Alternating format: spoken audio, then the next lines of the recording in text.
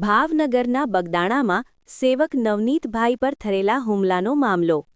મહુવાની હનુમંત હોસ્પિટલમાં પીડિત નવનીતભાઈની મુલાકાતે વેરાવળના ધારાસભ્ય વિમલ ચુડાસમા પહોંચ્યા. ધારાસભ્ય વિમલ ચુડાસમાએ પીડિતની કરી મુલાકાત.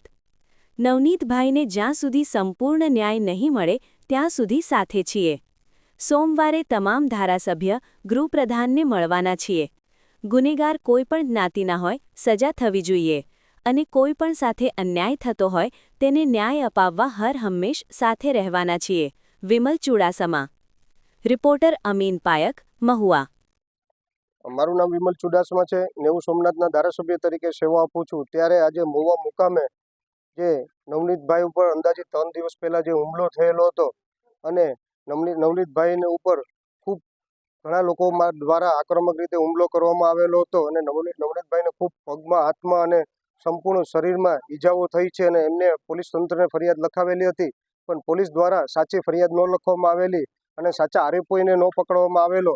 એના માટે થઈ અને નવનીતભાઈ આજે અહીં દાખલ છે અને હું વિસ્તારના ધારાસભ્ય તરીકે નવનીતભાઈની મુલાકાત લેવા માટે આવ્યો છે અને નવનીતભાઈને ન્યાય નથી મળ્યો અને જ્યાં સુધી ન્યાય ન મળે ત્યાં સુધી હું સંપૂર્ણ એમની સાથે છે.